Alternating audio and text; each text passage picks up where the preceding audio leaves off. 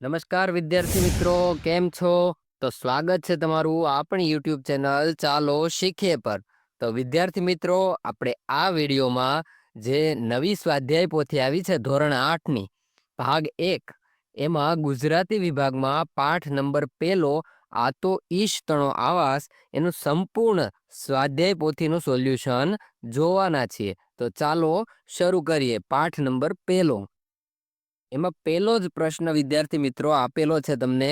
એક આખું કોષ્ટક આપેલું છે, બરોબર? તો લખ્યું છે કે ઉદાહરણ મુજબના પૂર્વ પ્રત્યય ધરાવતા શબ્દો લખો અને તેનો અર્થ જણાવો. હવે જો આપણે પૂર્વ પ્રત્યય અને પર પ્રત્યય, બરોબર, બે પ્રકારના પ્રત્યયો આવે એના વિશે આપણે લખેલું છે અને સમજેલા છીએ. જો તમે નો વિડીયો જોયો હોય તો એકવાર આપણી ચેનલમાં જઈ અને ધોરણ 8ની જે પ્લેલિસ્ટ છે ગુજરાતીની, એમાં જઈને તમે જોઈ શકશો. તો એમાં જો પહેલો પાઠ આવશે એનું સ્વાધ્યાય સોલ્યુશનમાં આપણે આ સમજાવ્યું છે, બરોબર? અહીંયા આપણે સીધું સોલ્યુશન આપી રહ્યા છીએ. જો પૂર્વ પ્રત્યય જે છે નવ, એવો નવ પ્રત્યય આવતો હોય એવા આપણે શબ્દો ગોતવાના છે અને શબ્દનો અર્થ શું થાય એ આપણે લખવાનું છે. એવું જ રીતે જો બીજો પૂર્વ પ્રત્યય પ્રતિ છે તો એનો શબ્દનો અર્થ શું થાય એ આપણે લખવાનું. જો ઉદાહરણ આપેલું છે, એક એક આપેલું છે, બરોબર?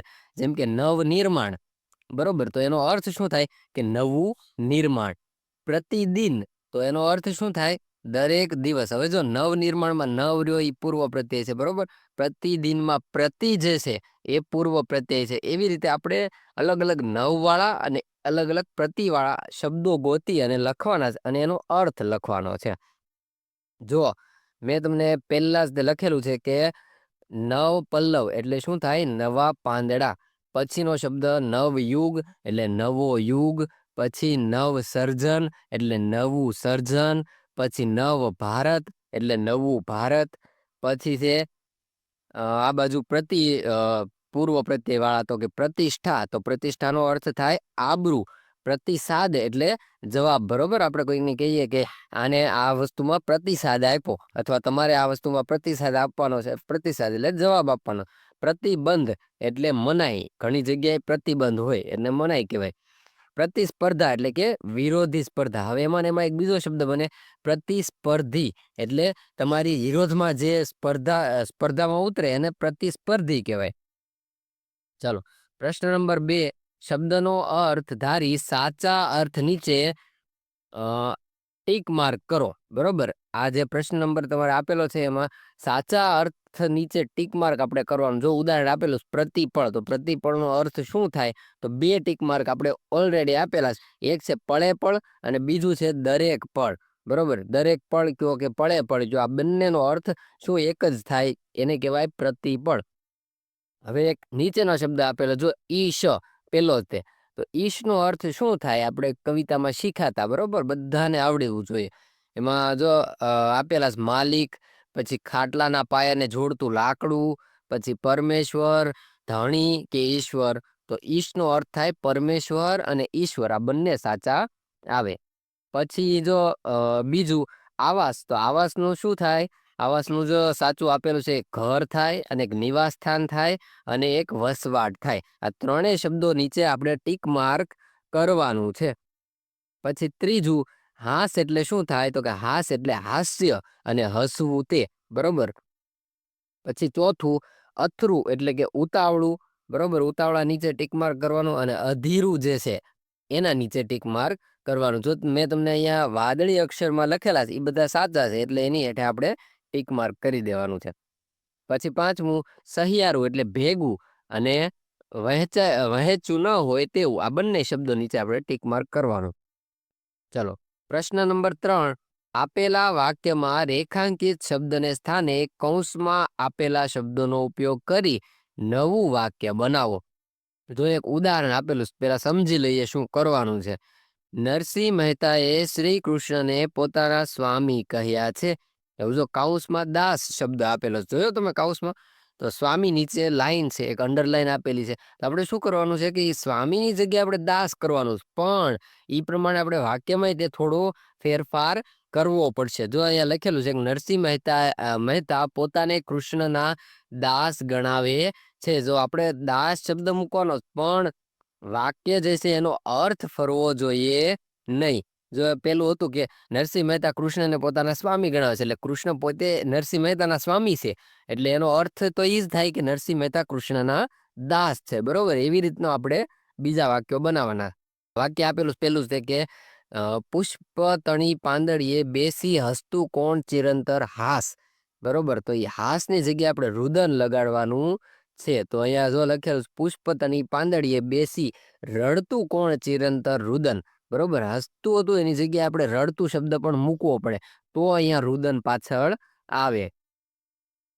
ચલો બીજું, આ તો ઈષ્ટનો આવાસ કાવ્યમાં કવિએ અથરું ન થવાની સલાહ આપી છે. તો જો અહીંયા કાઉન્સમાં ધીરું આપેલું છે, તો આપણે એનું બને વાક્ય કે આ તો ઈષ્ટનો આવાસ કાવ્યમાં કવિએ ધીરજ ન ખોવાની સલાહ આપી છે. ત્રીજું વાક્ય, સરદાર વલ્લભભાઈ પટેલ અખંડ ભારતના શિલ્પી કહેવાયા. તો અખંડ જે છે એની જગ્યાએ આપણે ખંડિત મૂકવાનું છે, પણ અર્થ તો એકનો એક જ રહેવો જોઈએ. તો જો અહીંયા વાક્ય બનાવેલું છે કે સરદાર વલ્લભભાઈ પટેલ ખંડિત ભારતના શિલ્પી ના કહેવાયા, બરોબર. ઈ અખંડ ભારતના શિલ્પી કહેવાયા છે, અખંડ મતલબ કે ખંડિત ભારતના શિલ્પી નથી કહેવાયા. ચોથું, બાપુના આશ્રમમાં શ્રમ યજ્ઞ ચાલતો હોય ત્યારે કોઈ નવરું બેસે નહીં. હવે આમાં કામગૃહ શબ્દ વાપરવાનો નવરાની જગ્યાએ. તો જો અહીંયા વાક્ય આપેલું છે કે બાપુના આશ્રમમાં શ્રમ યજ્ઞ ચાલતો હોય ત્યારે બધા કામગરા રહેતા. કામગરા એટલે બધા કામ કંઈક ને કંઈક કામ કરતા હોય, બરોબર. પાંચમું વાક્ય, સુધાકર આકાશમાંથી સુધા વરસાવી રહ્યો હતો, અને એનું આપણે ઝેર કરવાનું. સુધાકર એટલે શું થાય પેલા તો એ સમજવું પડે. સુધાકર એટલે કે અમૃત દેનાર, બરોબર. અમૃત દેનાર હોય એ હંમેશા અમૃત આપે, ક્યારે ઝેર આપે નહીં. તો હવે આપણે એવું કરી નાખીએ કે સુધાકર આકાશમાંથી ઝેર વરસાવી રહ્યો હતો, તો એ યોગ્ય વાક્ય ન થાય. એટલે આપણે જો અહીંયા વાક્યમાં બીજું બનાવ્યું છે કે વિશાકર આકાશમાંથી ઝેર વરસાવી રહ્યો હતો. વિશાકર એટલે કે જે વિષ આપનાર, બરોબર, એને વિશાકર કહેવાય. તો વિશાકર જે છે એ આકાશમાંથી ઝેર વરસાવી રહ્યો હતો. પ્રશ્ન નંબર 4, કાવ્યને આધારે સાચો વિકલ્પ પસંદ કરીને લખો. હવે વિકલ્પો આપણે પસંદ કરવાના. જો મેં સીધા જવાબ આપેલા છે અને વિકલ્પ આપેલા છે, ઈવડે ઈ જ આપણે ટીક કરી દેવાના અને નીચે લખી દેવાના. જે લાઈન મળે છે ને એમાં પેલો છે કે આ તો ઈષ્ટનો આવાસ એટલે શું? તો એનો ઓપ્શન એ સાચો છે કે આ વિશ્વ ઈશ્વરનો આવાસ છે. બીજું તો કે તું આમંત્રિત અતિથિ એનો, નહીં સ્વામી નહીં દાસ. આ પંક્તિનો સાચો અર્થ જણાવો. તમે સી ઓપ્શન જે છે એ સાચો છે કે આપણે સૌ આ પૃથ્વી પર આમંત્રિત છીએ, પૃથ્વીના સ્વામી કે દાસ નથી. ચાલો ત્રીજું કે વેર તો પ્રતિપળ હેતનું હાસ. તો એમાં ઓપ્શન એ જે છે એ સાચો છે, એ આપણે લખી દેવાનો છે કે ઈશ્વર દરેક ક્ષણે હાસ્ય રૂપી હેત વરસાવતો રહે છે. પછી ચોથું, સૌ સાથે વહેંચીને ખાજે રામની દીધેલ રોટી. તો એમાં બી ઓપ્શન જે છે એ સાચો છે કે ઈશ્વરે આપેલું અન્ન આપણે પરસ્પર વહેંચીને ખાવું જોઈએ. પાંચમો પ્રશ્ન, તો કે અખંડ ચાલે બ્રહ્મચીચુડો એટલે શું? તો એમાં ઓપ્શન એ જે છે એ સાચો છે કે ઈશ્વરનો બ્રહ્મરૂપી ચીચુડો નિરંતર ચાલ્યા કરે છે. ચાલો પ્રશ્ન નંબર 5, કાવ્યને આધારે આપેલા જવાબ માટે પ્રશ્ન બનાવો અને જવાબ આપવા માટે ઉપયોગમાં લેવાયેલી કાવ્ય પંક્તિમાંથી શોધીને લખો. હવે જો આપણે શું કરવાનું છે, કાવ્ય તો આપણને આપેલું છે, બરોબર, સરસ મજાનું કાવ્ય આપેલું છે. એ કાવ્ય પંક્તિ જે છે એમાં જો નીચે આપણે માત્ર જવાબ જે છે એ આપેલા, પ્રશ્ન આપેલા નથી. તો હવે આપણે શું કરવાનું, ઈ જવાબ આવે એવો આપણે પ્રશ્ન બનાવવાનો છે, અને ઈ જવાબ કઈ કાવ્ય પંક્તિમાંથી આવ્યો છે એ એક કાવ્ય પંક્તિ લખવાની છે કવિતામાં. જો મેં લખેલું છે, પેલું છે કે એમાં જવાબ આપેલો હતો, પેલે જો લાલ અક્ષરે લખેલું, ધરતીએ લીલી ચાદર ઓઢી છે એટલે ધરતી સુહાગણ લાગે છે. તો એનો પ્રશ્ન કેમ બને? તો પ્રશ્ન જો મેં બનાવેલો કે ધરતીને કવિએ સુહાગણ કેમ કહી છે? તો એનો જવાબ આ આવે. અને કાવ્ય પંક્તિ છે કે વસંત ખીલે શત પાંખડી, હરી આવો ને, આ ધરતીએ ધાર્યા સોહાગ, હવે તો હરી આવો ને, બરોબર. બીજું પ્રશ્ન તો બનાવેલો છે મેં, સીધો આપણે પ્રશ્ન અને કાવ્ય પંક્તિ લખવાની રહે છે સ્વાધ્યાય પોથીમાં, તો સીધી લખી દેજો. પ્રશ્ન છે કે આકાશની સુંદરતાનું વર્ણન કવિએ કેવી રીતે કર્યું છે? તો જવાબ આપેલો છે આપણને કે આકાશમાં ચંદ્રની ચાંદની રેલાઈ રહી છે અને તારલિયા ફૂલની માફક વેરાયા છે. કાવ્ય પંક્તિ જો આપેલી છે કે આ ચંદર વો કરે ચંદની હરી આવો ને વેરિયા તારલિયાના ફૂલ હવે તો હરી આવો ને. પ્રશ્ન નંબર 3 કે કવિએ મયંકનું વર્ણન કેવી રીતે કર્યું છે? તો જો અહીંયા નીચે આપેલું છે કે આકાશમાં મયંક રૂપી મણિ તપી રહ્યો છે. મયંક એટલે શું થાય એ તમારે કોમેન્ટમાં જણાવવાનું છે. હવે કાવ્ય પંક્તિ છે કે આવા માથે મયંકનો મણિ તપે હરી આવો ને. ચોથો પ્રશ્ન કવિએ તલાવડીની સુંદરતાનું વર્ણન કેવી રીતે કર્યું છે? તો એનો જવાબ આવે તલાવડી ચાંદનીથી ભરેલી છે અને એની પાળ ફૂલથી બાંધેલી છે.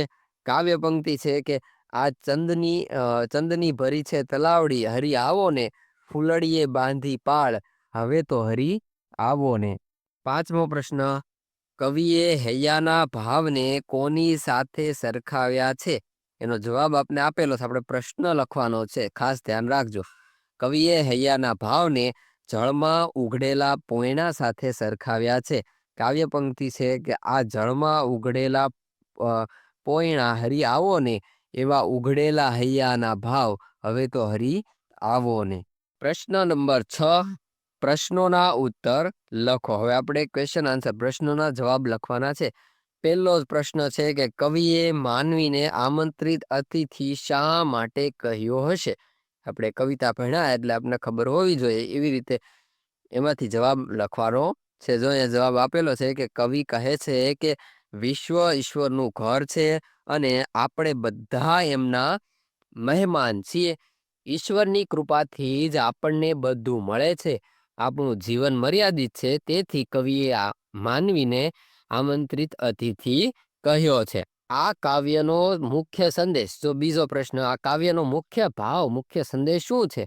તો નીચે જો આપેલો જવાબ કે આ કાવ્યનો સંદેશ છે કે ઈશ્વર સર્વવ્યાપી છે અને એમની કૃપાથી જ બધું ચાલે છે.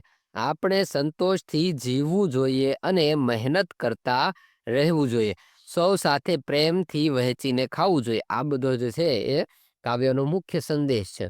પ્રશ્ન નંબર 8 ઈશ્વરનું ઘર કેવું હશે? તમારી કલ્પના મુજબનું ચિત્ર દોરો. આપજો તમને એક જગ્યા આપેલી, ત્યાં આગળ આપણે ચિત્ર દોરવાનું છે. ઈશ્વરનું ઘર કેવું હશે? જો મેં અહીંયા આપેલો છે ફોટો, બરોબર, એ પણ તમે દોરી શકો અને તમે તમારી રીતે પણ દોરી શકો. પણ એક પ્રશ્ન એમાં છે કે તમે જે ચિત્ર દોરો એ પ્રમાણે પછી પ્રશ્ન નંબર 9માં તમારે એ ચિત્ર વિશે લખવાનું થશે. જો મેં આ ચિત્ર અહીંયા આપેલું છે એના વિશે મેં પ્રશ્ન નંબર 9માં તમને લખેલું પણ આપ્યું છે. જો પ્રશ્ન નંબર 9 તમે દોરેલા કલ્પના ચિત્રનું વર્ણન લખો. હવે તમે જે ચિત્ર દોર્યું હોય, જો મેં દોર્યું એનું એ દોર્યું હોય તો આવી રીતે તમે લખી શકો, અથવા તમે જે બીજું દોરો તો એના વિશે તમારે લખવાનું. જો આવી રીતે લખવાનું છે કે આ ચિત્રમાં ઈશ્વરનું ઘર એક ભવ્ય મંદિર તરીકે દર્શાવવામાં આવ્યું છે, જે ઊંચી સોપાન શૃંખલાઓ પર સ્થિત છે. મંદિરની રચના પ્રાચીન શૈલીમાં છે, જેમાં ગુંબજ અને અલંકારિક સ્તંભો છે. આ મંદિરનો દરવાજો સુવર્ણ પ્રકાશથી ઝગમગે છે, જે દિવ્યતાનું પ્રતીક લાગે છે. આખું દ્રશ્ય નરમ વાદળોથી ઘેરાયેલું છે, જે આકાશમાં ભગવાનના ઘરનું કલ્પિત સ્થાન દર્શાવે છે. ચિત્રમાં શાંતિ, પવિત્રતા અને ભક્તિભાવ સ્પષ્ટ જણાય છે. બરોબર, આવી રીતે આપણે ચિત્ર વિશે લખવાનું છે. હવે પ્રશ્ન નંબર 10 અને સરસ મજાનો પ્રશ્ન છે કે ઈશ્વર વિશે એક અન્ય કાવ્ય પંક્તિ મેળવીને લખો. હવે આપણે ઈશ્વર વિશે એક અન્ય કાવ્ય પંક્તિઓ જે છે અથવા કવિતા, તમને જો એ કઈ ઈશ્વરને લગતી યાદ આવતી હોય તો એ લખવાનું. એક કવિતા મેં તમને આપેલી છે, આ લગભગ 6થા ધોરણમાં કે 7મા ધોરણમાં આપણે આવે છે. તો એ કવિતા પણ ઈશ્વર વિષયક છે એટલે મેં લખી છે. તમે પણ લખી શકો છો. એની સિવાય જો તમને બીજી કઈક કવિતા યાદ આવતી હોય તો એ પણ લખી શકે. તો મેં લખી છે કે પર્વત તારા પહોળા ખંભા, સર્વર તારી આંખ, હે ઈશ્વર હું તને જોઉં છું ક્યાંક ક્યાંક ને ક્યાંક. આપણે આ બધા આ જે છે કવિતા ભણી ગયા છો, બરોબર ને? દરિયો તારું દિલ વિશાળું, વૃક્ષો તારી વાત, મેઘધનુષના રંગોમાં તું રમી રહ્યો રળિયાત. તું તરણાનો તારણહારો ને ઝરણાનો તું નાદ, ફૂલ ફૂલની રંગ સુગંધે તારી છે સોગાદ. બરોબર, હવે જો તમે લખવા થોડા પાછળ લઈ જતા હોય તો વિડીયો વચ્ચે પોઝ કરી દેવાનું, બરોબર, ચોંટાડી દેવાનો અને પછી લખી લેવાનું. પ્રશ્ન નંબર 11, તમારી શાળામાં ગવાતી પ્રાર્થનાઓની એક એક પંક્તિ લખો. પહેલી પંક્તિ આપેલી છે કે જીવન અંજલિ થાજો, મારું જીવન અંજલિ થાજો. જો આપણે શાળામાં ઘણી બધી પ્રાર્થનાઓ ગવાતી હોય, બરોબર, રોજ અલગ અલગ પ્રાર્થના હોય, એવી રીતે ઘણી બધી પ્રાર્થનાઓ ગવાતી હોય, તો આપણી શાળામાં જેટલી પ્રાર્થનાઓ ગવાય છે એની પેલી એક લાઈન જે છે એ આપણે એક એક પંક્તિ લખવાની છે. મેં જો લખેલી છે પેલી કે મંદિર તારું ઈશ્વર ઉપાળું સુંદર સર્જન હારા રે. બીજી પ્રાર્થના કે મૈત્રી ભાવનું પવિત્ર ઝરણું મુજ હૈયામાં વહ્યા કરે. ત્રીજી પ્રાર્થના મંગલ મંદિર ખોલો દયામય મંગલ મંદિર ખોલો. પાંચમી પ્રાર્થના કે इतनी शक्ति हमें देना दाता मन का विश्वास कमजोर होना. छठी प्रार्थना ओम तत्सत श्री नारायण તું પુરુષોત્તમ ગુરુ તું. બરોબર, આ બધી પ્રાર્થનાઓ આપણે ગાતા હોઈએ શાળામાં. આની સિવાય પણ ઘણી બધી પ્રાર્થનાઓ એવી છે જે આપણી શાળામાં ગાતા હોઈએ, તો એની પેલી પંક્તિ જે છે એ આપણે લખવાની છે.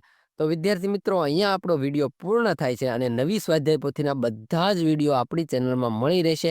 એની માટેની આપણી પ્લેલિસ્ટ છે, એટલે તમે સીધી પ્લેલિસ્ટને તમારી પ્લેલિસ્ટમાં એડ કરી દો, એટલે જ્યારે નવો વિડીયો આવે એ સીધો તમને બતાવી રહે. અને લાઈક, શેર, સબસ્ક્રાઇબ કરો, બેલ નોટિફિકેશન દબાવો. ધન્યવાદ.